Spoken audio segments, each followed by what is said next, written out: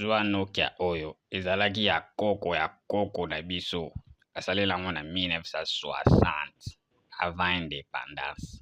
Batterie nango ebeta 2 mois. Petit salela yango bien.